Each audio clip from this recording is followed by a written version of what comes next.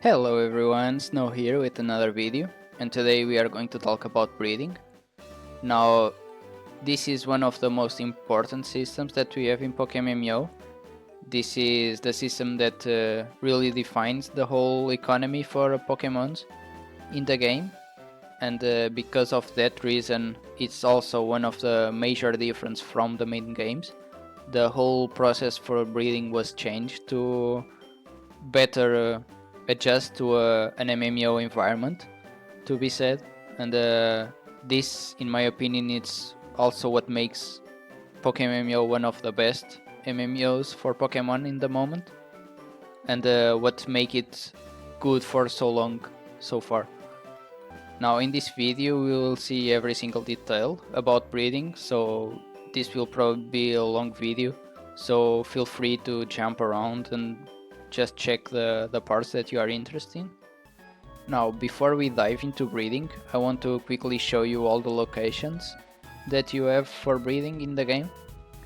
Now, each region has its own location to breeding, and in each location you will have an NPC that will make the breeding for you. In this case it's this old man. It will also have a PC box inside of one of the houses, and it will also have one NPC that will sell you the items that can be used for breeding. Now for Kanto, you want to go to the 4 island, and this is only unlocked after you beat the Elite Four, so this might take a while. Now in Johto, to get to the breeding location, you actually want to go to Goldenrod City, and from there you go to the south exit, and you will get to the breeding place. Here you'll have also the NPC that makes the breeding, and an NPC that will sell you all the breeding items. Now in Hoenn you will go to Mavile City, and from here you'll go to the left side, and you quickly get to the breeding part. You'll have your lady to sell the breeding items, and you also have the NPC to make the breeds. In Sinnoh, you want to go to Celestian Town, in the middle of the map, and it is right besides the Poké Center as well. You have your NPC to breed, and also the one NPC to sell the items for breeding. Now for last in Unova, you want to go to Striton City and go to the left exit and go up. This is the most easy breeding place for unlock. You only need to beat one gym in Unova to unlock this breeding. So this is the most popular one. Also this is the one that have the PC closest to the NPC that makes the breeding.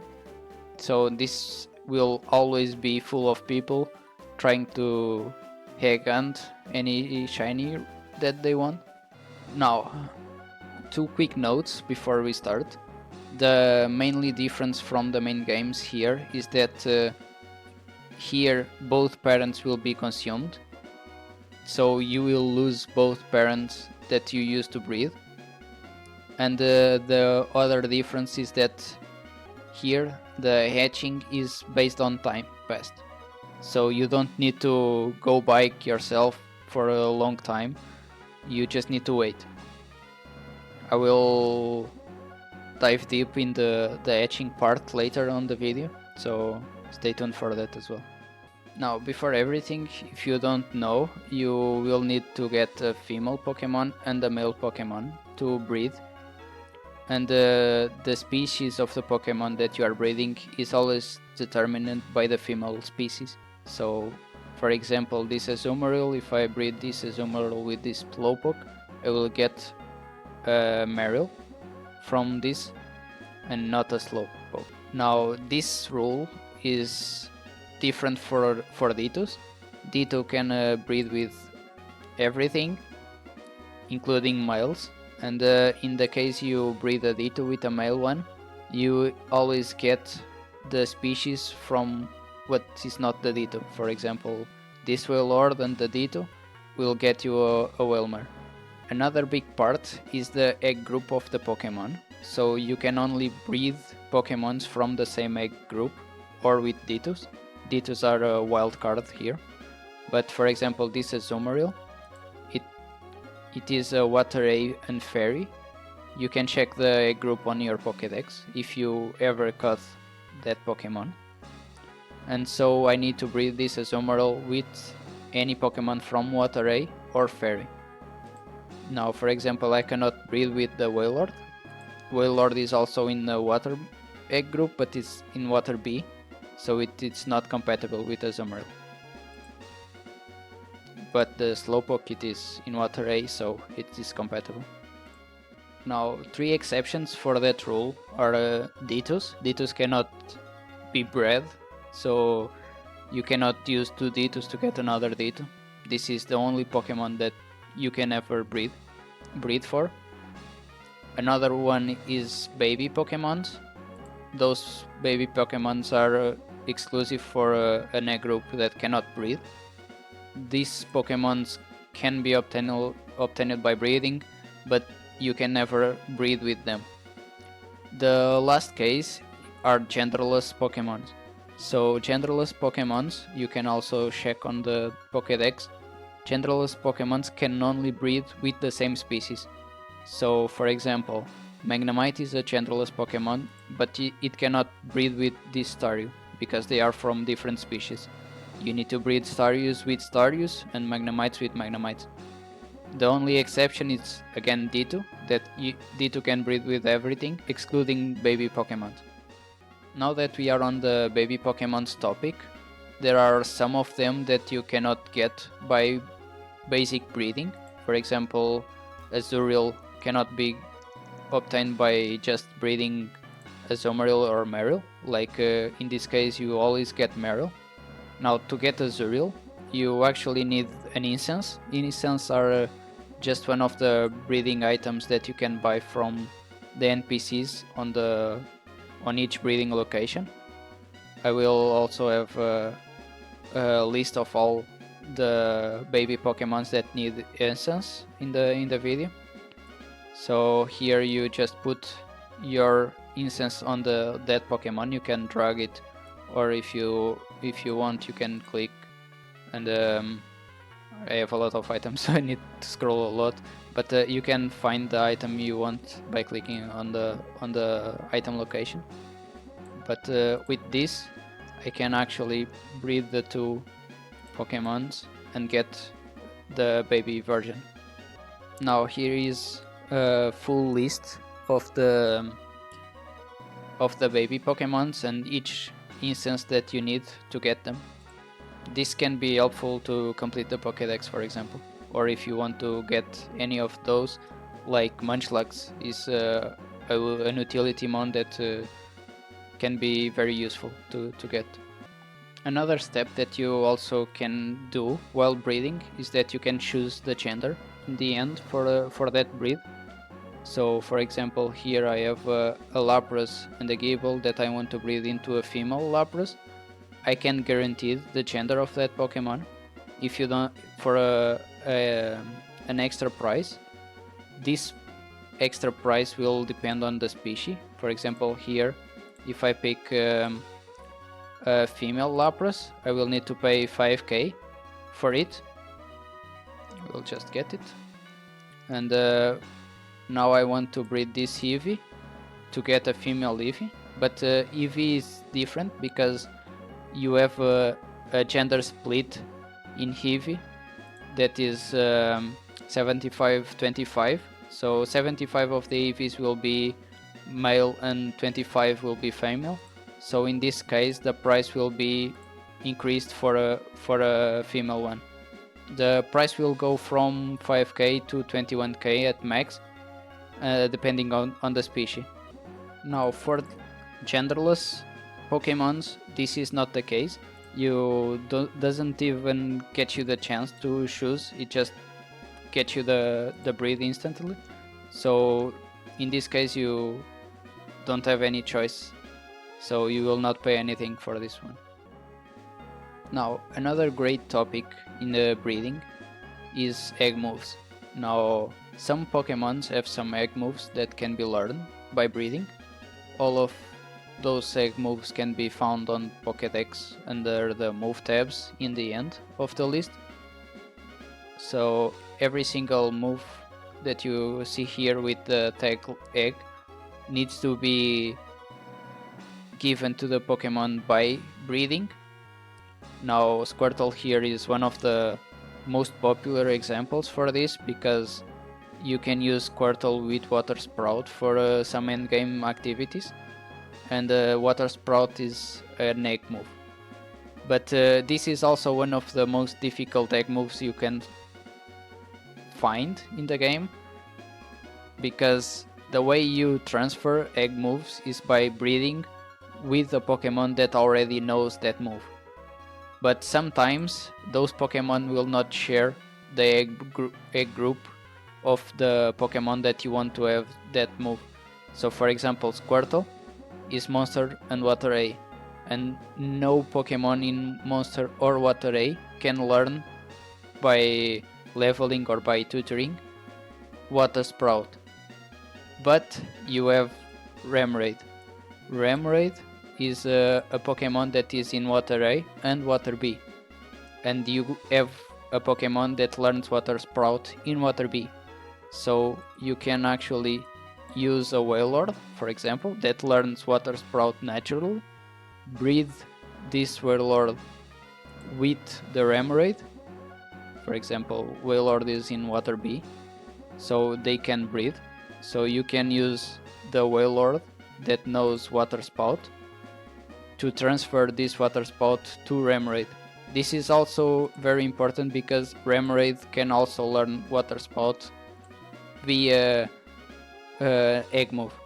So you can learn it through egg moves, and you can pass this from Wailord to a Remoraid, and then from the Remoraid you can pass it to a Squirtle, for example. Now, this is one of the most challenging egg moves to do, because it needs... Now, this is one of the most challenging egg moves to do, because you need 2 breeds to get it to Squirtle. Most of the egg moves need only 1 breed, but some of them will need 3, but some of them will need 2 breeds to get it. So now I will make this breed just to exemplify. So now this Remoraid doesn't have Water Spout, and I will pass the Water Spout from the Wailord to the Remoraid. Just make sure that when you do this type of breedings to pass egg groups, to pass egg moves, and you need extra breedings, make sure to breed it into a male, so you can pass the egg move to the Pokemon that you want.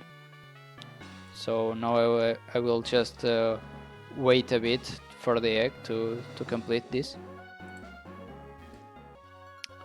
Okay, so now you can see that the Remoraid has Water Spout, and now I can pass this Water Spout to the Squirtle.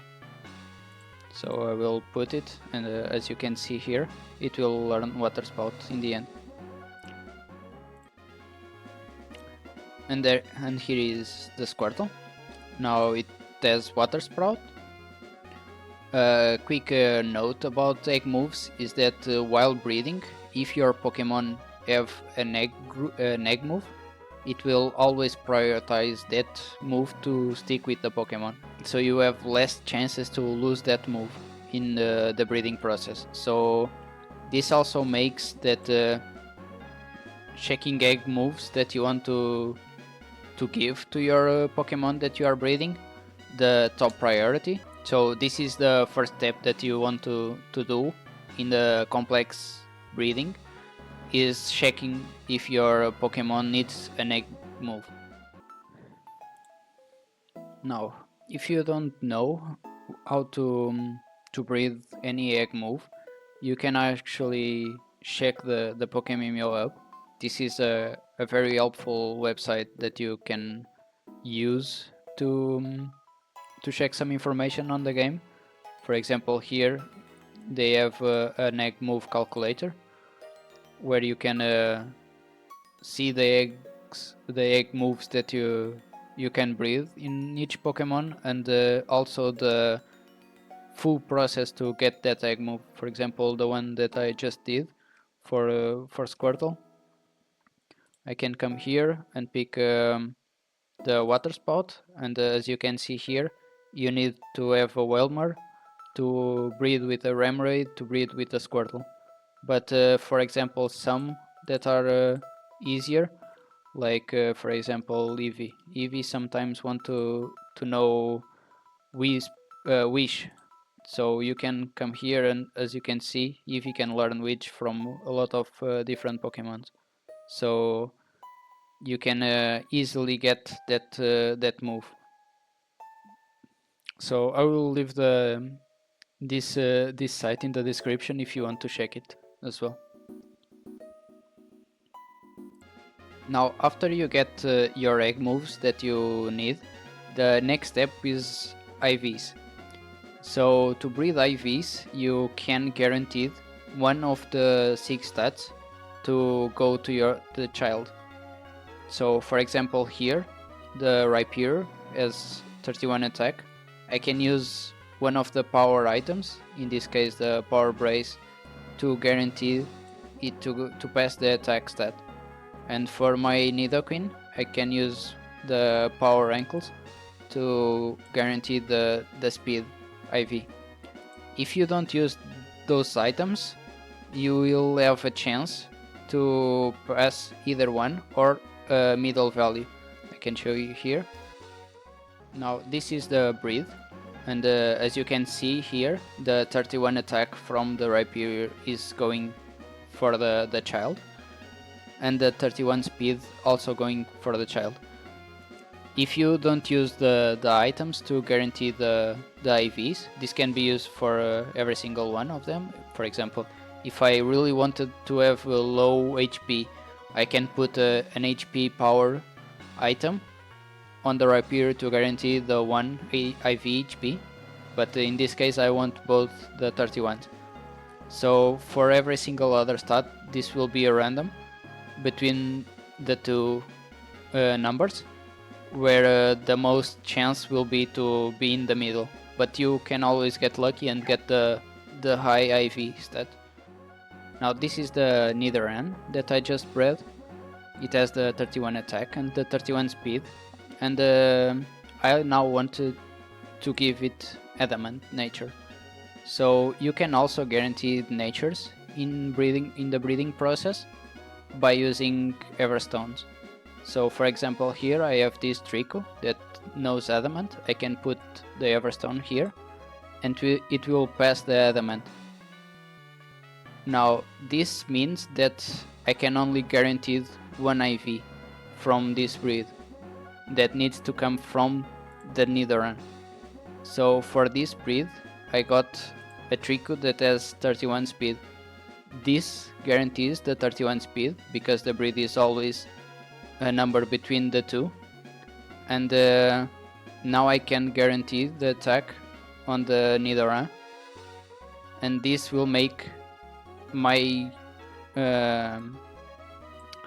that the final result here will be a 31 attack, 31 speed, and an adamant nature. So as you can see here, it will have 31 attack, 31 speed, and it will have adamant nature. So this is the breed that I want to do now. Now here is the final breed that I want to make here. It is the adamant with 31 attack and 31 speed. But if you want more IVs or a different nature, you can keep breeding. The rule is that if you want to add one more IV, you will need to have another Pokemon that has at least the same number of IVs that this one. So for example, if I want to add the HP here, so for example if I wanted to add another IV to this Nidoran, I can use another one or some Pokemon of the same egg group to pass another one. But in this case I always need to make sure that some IVs are exactly the same. For example, the 31 speed here are the same, and I will pass the 31 IV from the Nidoran female and the 31 attack from the Nidoran male. So every single IV that you want to add, it will increase the value of that Pokemon, because you will also need to both parents to have the same number of IVs. For natures, it's different because you will need to have exactly the same IVs except one, like we saw with the Trico example. Now with this base knowledge, you can actually breed anything you want. You can make a 6x31 Pokemon like this, where every single step it will increase the value to double the value of the Pokemon before that. For example, baseline times 31 IVs will go for 14k, and the baseline for 3x31 will go for 18k. Because of this, each IV that you add will double the value of that Pokemon, at least. Now, Pokemon also have a breeding simulator tool that you can use to simulate the breed that you want. You can choose how many IVs do you want to have, if you want to have nature as well, and it will give you the option to put the IVs that you want, and it will give you estimated price for that breed and the number of Pokemon that you will need to complete that breed. But take in mind that this is just an arbitrary number, and most likely it will not be this price for it. Some species have higher price for choosing gender, and other ones you can just get some nice deals from the GTL, and you don't need the actually 15 Pokemons. As you can see here, I can generate the tree, and this is the whole tree for that breed. I know it can be scared, but it's just each step is adding one more IV. So it's just like building blocks. As you will, each step you go, you add another block until you get the final result.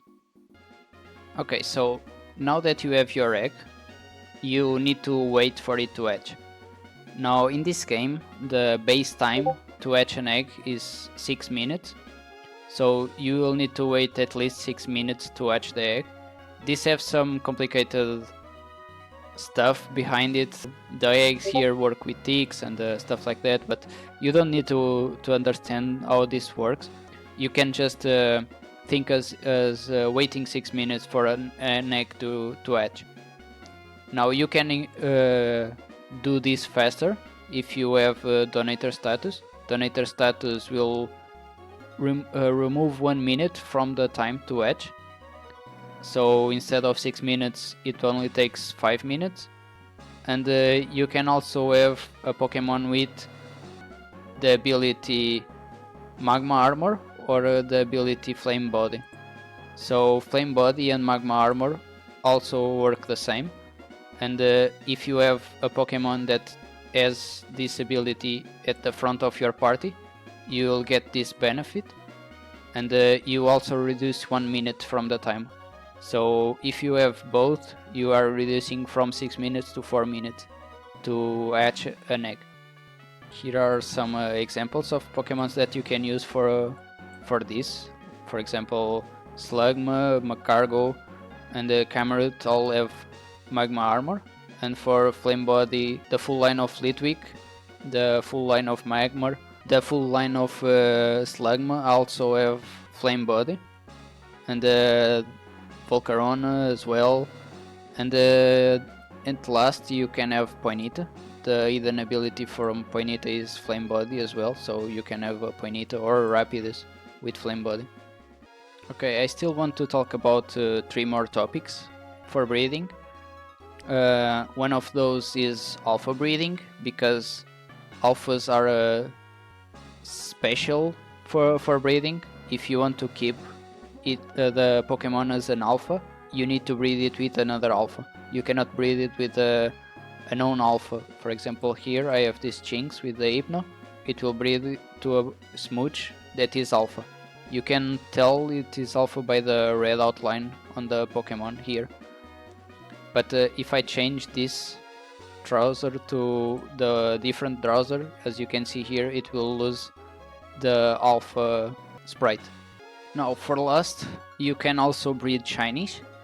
Shinies can only be bred with other shinies, so this is a way if you want to make some competitive shinies, you can also do it. And they follow the same rules as the normal Pokemons.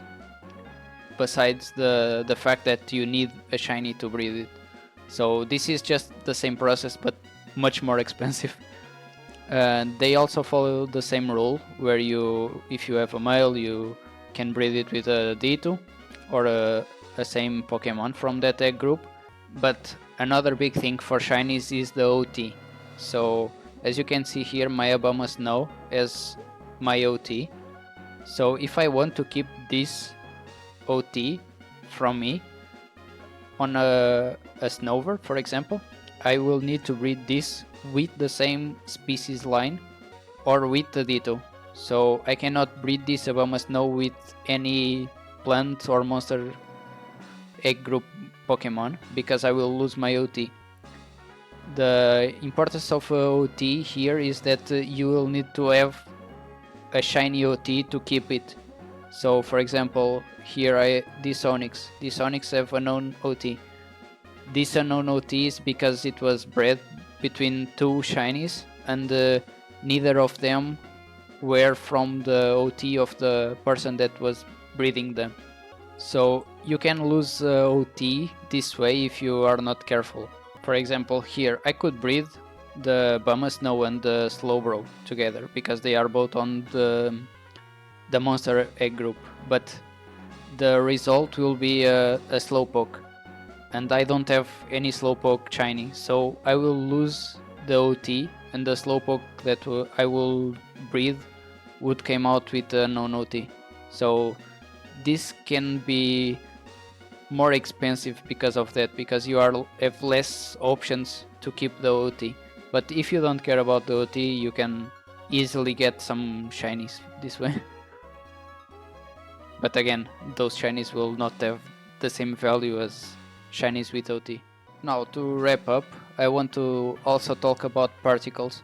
So you can add particles to your Pokemon, and those particles are also passed through breeding. So if you have a particle, it will always pass to the child. Even if it is the male one that has the particle, it will always pass the particle to the child.